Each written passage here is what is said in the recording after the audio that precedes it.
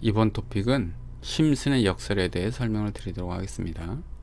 심슨의 역설이 굉장히 넓게도 해석이 되는데 여기선 확률에 대해서 국한해서 설명을 드리도록 하겠습니다.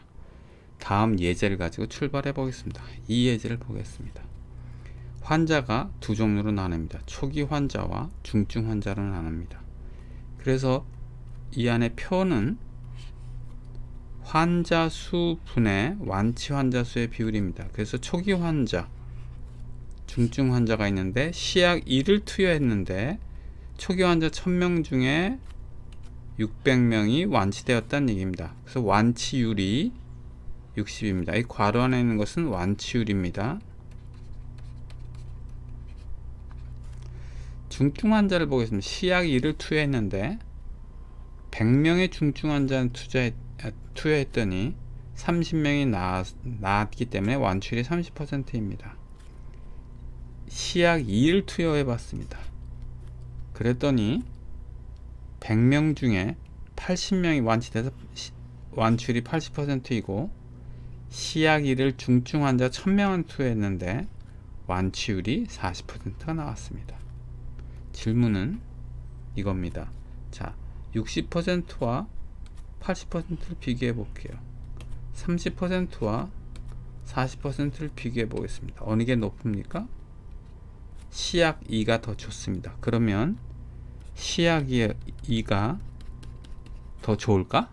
즉 완치율이 높을까예요.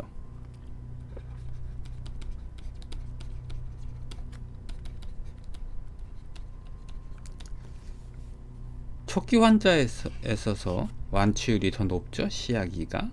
중증 환자는 높아요. 그러면 완치율이 더 높냐? 라고 질문할 때 전체 환자의 완치율이 더 높을까? 하는 겁니다. 지금 즉 초기 환자와 중증 환자를 합친 거예요. 어떨 것으로 보입니까? 우리 보통 이렇게 생각하죠. 초기 환자의 완치율이 시약 2가 높아. 중증 환자의 완치율이 시약 2가 높아. 그럼 당연히 전체 환자의 완치율은 시약 2가 더 높을 것으로 생각이 듭니다. 그럴까요? 한번 확인해 보겠습니다. 저희 계산해 봤어요. 이제 전체 환자 수를 계산해 보니까 이렇게 됩니다. 1000명이고 100명이죠. 그래서 1100명 중에서 완치자 600명 30명이라 630명입니다. 그 완치율을 계산하면 57%가 나왔습니다. 시약 2를 보겠습니다. 환자 수가 초기 환자 수가 100명이고요. 중증 환자 대상자 수가 1000명입니다. 그래서 1100명입니다. 완치자는 여기 80명, 400명에서 480명이라 완치율은 44%예요. 뭐로 할 수 있을까요? 이건 57%이고 이건 44%입니다. 어느 게 완치율이 더 높나요? 시약 1의 완치율이 더 높습니다. 이 앞에와 뒤와는 완전히 모순이죠. 그래서 여기 부분과 전체의 괴리라고 했는데 이게 무슨 뜻이냐면 부분의 비율이죠. 부분의 비율을 비교해 봤습니다. 완치율이요. 그러니까 비율이라는 게 완치율입니다. 그걸 비교해 봤더니 시작 2가 좋은데 전체의 비율을 보면 어떻습니까? 시약 1이 더 좋다는 거예요. 참 이상하죠? 이것을 우리가 심슨의 파라독스라고 하는데 가만히 생각해 보면 이상한 거 하나도 없습니다. 쉽게 풀 수가 있습니다. 그에 대해 설명을 드리도록 합니다. 심슨의 역설이 자주 인용되는 예제가 있어서 하나를 더 들어보겠습니다. 미국의 야구 메이저리그에 지터라는 선수, 아주 유명한 선수가 있었고요. 데이비드 저스티스라는 유명한 선수가 있었습니다. 둘 다 전설적인 타자였고 둘 다 신인상을 획득하였고 지터는 14년간, 저스티스는 3년간 올스타에 선정되었습니다. 통계들을 한번 보겠습니다. 1995년, 96년, 97년 이때가 두 선수의 비교적 전성기 때입니다. 3년 연속 저스티스의 타율이 지터보다 높았다. 그렇다면 3년 동안, 그러니까 전체죠. 3년 동안 전체의 타율도 저스티스가 높을까 하는 질문입니다.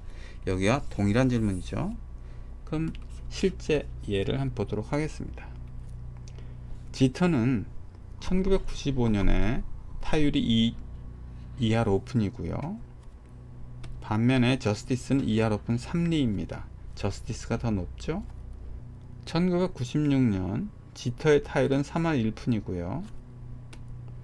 저스티스의 타율은 그보다 약간 높은 3할 2푼입니다. 저스티스가 더 높죠. 1997년을 보겠습니다. 지터의 타율은 2할 9푼이고 저스티스의 타율은 3할 3푼이라 저스티스가 더 높습니다. 저스티스가 매년 더 높았습니다. 그러면 우리가 언뜻 생각하기에 그럼 3년 전체에 타율도 저스티스가 높을 것이다 라고 생각을 할 것입니다. 근데 한번 계산을 해볼게요. 어떻게 되는지. 자, 지터의 타율을 계산하려면 이렇게 하면 되겠죠. 3년 동안 48번 나왔고요. 그 다음에 582번 타석에 등장했고요. 타수죠. 타수 654 타수가 있었습니다. 이때 안타는 12번 183번 190번을 쳤고요. 그 다음에 저스티스의 타율을 한번 계산해 보겠습니다. 타수를 볼게요. 411 타수 140 타수 495 타수죠. 그 다음에 안타의 횟수는 104, 45, 163입니다. 104 더하기 45 더하기 163입니다. 이거 계산을 해보면요. 제가 계산해 봤더니 이게 0.30이고 이것은 0.298입니다. 그래서 결론이 어떻게 났나요? 0.32, 0.2998보다 높아요. 즉 지터의 타율이 더 높습니다. 자, 부분적으로는 매년이죠. 부분적으로 1995년, 96년, 97년 모두 다 매년 저스티스의 타율이 더 높다고 해서 전체의 타율이 저스티스가 높은 것은 아닙니다. 그것은 지터의 타율이 높습니다. 이것을 심슨의 역설이라고 합니다. 부분적인 비율이 다 높다고 해서 전체의 비율이 높은 것은 아닙니다. 굉장히 모순 같아서 파라독스인데 근데 실제는 그냥 단순합니다. 심슨의 역설을 이해하려면 전확률의 법칙을 이해하고 있으면 됩니다. 전확률의 법칙은 제3장 토픽 6에 있습니다. 그래서 파일 이름이 03-06 뭐뭐로 나가 있습니다. 이 파일을 보시면 되고요. 그 전확률의 법칙을 간단히만 복습해 보겠습니다. 자, 회사가 초록색 공장이 있고 흰색 공장이 두 공장이 나눠져 있어요. 초록색 공장의 불량률은 20%이고 흰색 공장의 불량률은 50%예요. 그러면 이 질문은 전체 제품의 불량률은 어떻게 됩니까? 부분적으로 한쪽 부분은 20%, 다른 부분은 50%의 불량률인데 전체의 불량률은 어떻게 구합니까? 라는 질문이 있습니다. 이때 이 그림을 이용하면 되는데 이 초록색으로 표시한 부분이 초록색 공장이고요. 생산 부품이고요. 그 다음에 흰색 공장이 그냥 흰색으로 표시되어 있습니다. 근데 빗금친 부분이 있죠. 이 빗금친 부분이 바로 불량품을 말합니다. 20%라는 것은 여기 20%라는 것은 이렇게 나온 겁니다. 초록색 공장 요거 분해 요 빨간 빗금친 부분 있죠. 이 빨간 빗금친의 비율이 20%란 얘기고요. 그 다음에 이 50%는 흰색 공장 이 네모 생산한 제품들 중에서 빗금친 부분 이 불량품이죠. 이거의 비율을 말합니다. 그게 50%란 뜻입니다. 그 전확률의 법칙이 이렇게 해서 계산이 식으로는 된다고 했어요.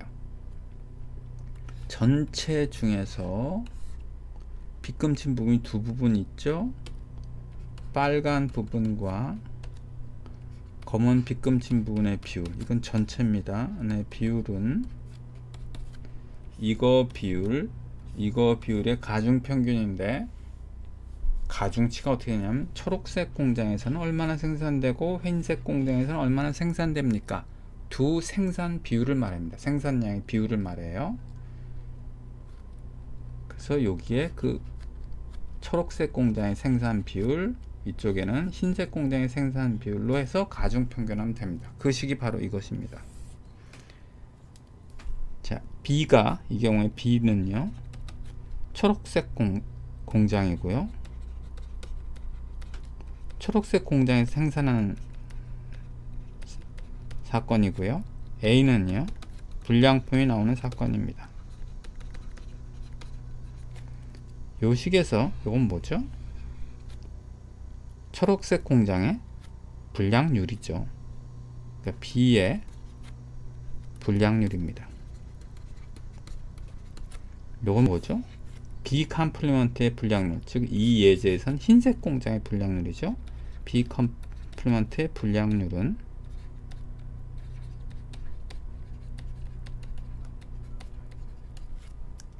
이것은 무엇입니까? 전체의 불량률이에요.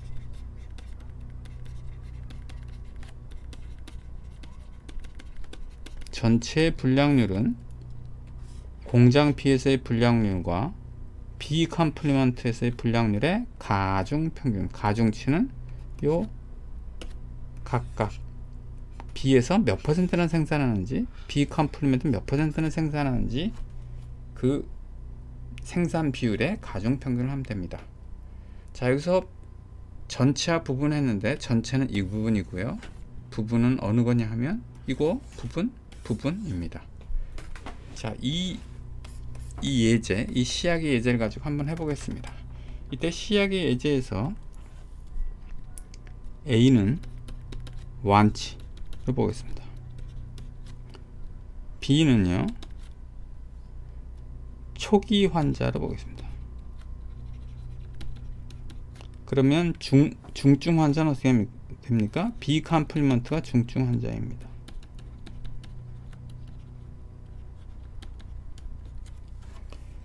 시약 1을 보겠습니다. 시약 1의 경우에 전체 비율을 구하려고 해요. 그러면 초기 환자 중에서 완치 비율은 여기 60%라고 되어 있습니다. 더하기, 그 다음에 이 부분 중증 환자 중에서의 완치 비율이요 30%라고 되어 있죠. 그게 가중평균이죠. 가중치는 뭐죠? 전체 환자 중에서 초기 환자의 비율과 전체 환자 중에서 중증 환자의 비율을 말합니다. 즉 가중치가요 630분의 600이고 여기는 630분의 30입니다. 이렇게 계산을 하면 57%가 나오는 거예요. 시약 2를 보겠습니다. 시약 2의 부분 비율이요, 즉 초기 환자의 완치율은 80%이고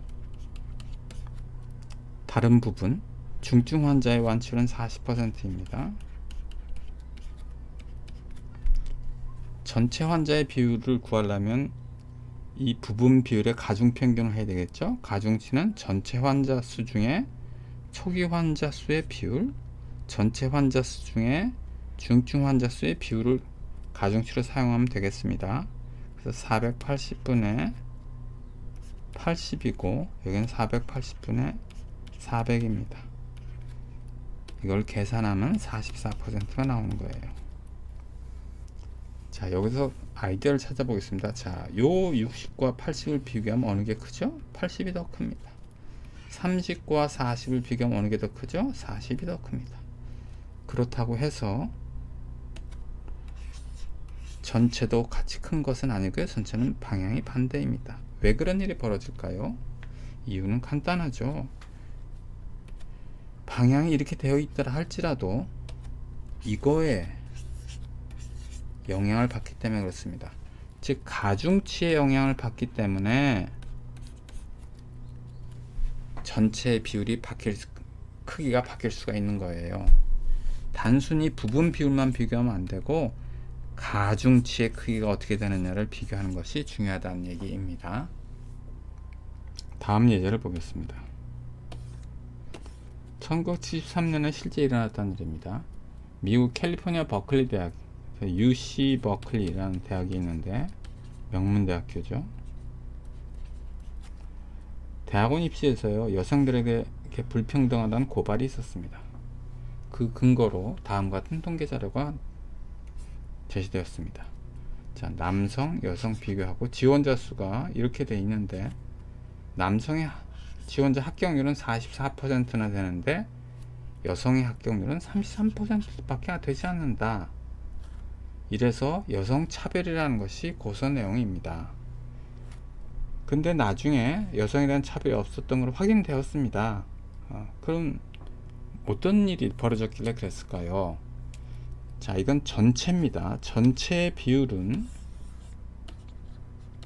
전체 합격률이죠. 전체 비율은 남성이 높아요. 그럼 부분도 그럴까요? 부분을 한번 보겠습니다. 버클리 대학에는 학과가 굉장히 많습니다. 근데 그 일일이 학과를 나열하는 게 여기서는 의미가 별로 없을 것 같아서 학과가 2개만 있다고 가정을 하겠습니다. 학과 1과 학과 2가 있다고 가정해 보겠습니다. 자, 이쪽은 빨간색은 여성이고요. 이쪽은 남성입니다. 학과 1에서 보니까 지원자 수가 1000명인데 합격 수가 200명으로 여성의 합격률은 20%고요. 남성의 합격률은 10%예요. 어디가 더 높나요? 여성의 합격률이 더 높습니다. 학과 2를 보니까 여성의 합격률은 40%고요. 남성의 합격률은 30%예요. 그런데 전체를 계산해 보니까요. 여성의 합격률은 21.8%인 반면에 남성의 합격률은 28.2%예요. 우리가 뭘 깨달았냐면 부분의 비율이 여성이 높다고 해서 전체의 비율이 여성이 높은 것은 아닙니다. 전체의 비율이 여기 남성이 높잖아요. 그렇다고 해서 부분적으로 모든 학과에서 남성의 비율이 높은 것은 아닙니다. 그 아닌 사례가 바로 이런 예고요. 그럼 왜 이런 일이 벌어질까요? 자, 여성의 경우부터 보겠습니다. 여성의 경우에 합격률이 어디가 낮은가요? 여기가 낮습니다. 학과 1이 낮은데 많이 지원했어요. 자, 낮은 비율인데요. 합격률 많이 지원했어요. 남성의 경우를 보겠습니다. 어디가 합격률이 높으냐 하면 여기가 30이 높죠? 10이 낮고. 그런데 어디서 많이 지원했나요? 1000명이나 지원했어요. 즉 남성의 경우에는 높은 비율에, 즉 높은 합격률이요, 많이 지원했어요. 이런 일로 인해서 전체의 비율과 부분의 비율이 달라질 수 있는 겁니다. 낮은 40과 10 중에서 낮은데 많고 40% 높은 데는 적고, 남자의 경우는 합격률이 높은데 많고 합격률이 낮은데 지원자가 적기 때문에 그렇게 발생했기 때문에 그렇습니다. 그래서 이것을 우리가 스미슨 파라독스라고 하는데, 아까 말씀드린 바와 같이 이 전확률의 법칙을 보면 우리가 쉽게 알 수 있어요. 전확률의 법칙에서 부분의 확률은 이거죠. 전체 확률은 부분의 확률만에 의해서 함수가 아니라 또 하나 중요한 이 가중치에 의해서도 전체 확률이 결정된다는 사실을 알 수 있습니다. 즉 이렇게 말 수 있네요. 전체 확률은 또는 전체 비율은요, 부분의 비율에 의해서도 영향을 받습니다. 그뿐만 아니라 가중치에서도 영향을 받는 거예요. 이 예를 보면 부분의 비율에 의해서만 영향을 받는 것이 아니라 몇 명이나 지원했는지 그 가중치요. 1100명 중에 1000, 1100명 중에 100, 1100명 중에 100, 1100명 중에 1000, 이 가중치에 의해서도 영향을 받기 때문에 그렇습니다. 심슨의 역설은 넓게도 해석됩니다. 어떻게 넓게 해석되는지 여기 보도록 하겠습니다. 심슨의 역설은 데이터의 세부 그룹별로 일정한 추세나 경향이 나타나지만 전체적으로 보면 그 추세가 사라지거나 반대 방향의 경향을 나타내는 현상을 의미한다 라고 되어 있습니다. 실제 사례보다는 실제 사례를 구하기가 어려워서 그냥 그림상으로 간단히 설명을 드리도록 하겠습니다. 그룹별이라고 해서 여러 그룹이 있습니다. 그래서 그룹 1을 볼게요. 그룹 1의 데이터가 이렇게 생겼습니다. 여기 X축이고 여기 Y축인데, 자, 관찰된 X와 Y 값의 좌표를 보니까 그룹 1은 어떤 경향이 있냐 하면 X가 커질 때 Y도 커지고 X가 작아질 때 Y도 작아지는 경향을 보이고 있어요. 선을 연결하면 이렇게 되네요. 그룹 1의 X, Y 관계는 이렇게 됩니다. 자, 이제 그룹 2를 보겠습니다. 그룹 2는 이렇게 자료가 이렇게 되어 있어요. 여기도 보니까 X1이 커질 때 Y가 커지고 X가 작아질 때 Y가 작아지네요. 그래서 X, Y 관계를 선으로 표시했더니 이렇게 표시가 됐어요.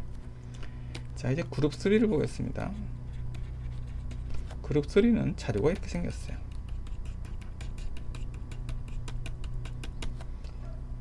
그룹 3도 보니까 X가 커질 때 Y가 커지고 X가 작아질 때 Y도 작아집니다. 즉 X, Y가 같은 방향으로 움직이죠. X, Y 관계를 선으로 연결하면 이렇게 됩니다. 그래서 그룹 1을 그룹 2, 그룹 3의 각 그룹의 추세는 어떻습니까? X가 커지면 Y도 커지고 X가 작아지면 Y도 작아지는 경향을 보이고 있습니다. 자, 이제는 전체를 볼까요? 전체는 검은 점, 녹색 점, 빨간 점을 다 합치면 대충 이렇게 생겼겠네요. 전체 그룹 자료들이. 전체의 경향은 어떨까요? 전체의 추세를 보겠습니다. 데이터가 이렇게 생긴 거예요. 전체는. 그러면 전체만 본다면 X가 커질 때 Y는 어떻다고 봐야 될까요? 작아지네요. X가 작아질 때 Y는 커지고요. X, Y의 전체적인 추세 또는 경향을 직선으로 연결하면 이렇게 됩니다. 이렇게 된다는 건 우하향한다는 얘기고, X가 커질 때 Y는 작아지고 X가 작아질 때 Y는 커진다는 얘기죠. X, Y가 반대 방향으로 움직인다는 얘기입니다. 앞에서 부분적으로 그룹 1을 그룹 2, 그룹 3을 보면 이런 관계가 경향이 있는데, 전체를 보면 경향이 어때요? 반대적인 경향이 있습니다. 이런 것도 심슨의 역설이라고 넓게는 해석이 됩니다. 근데 제가 앞에서 얘가 들은 것은 이것도 있지만 우리 확률에 관한 부분을 말씀을 드렸습니다.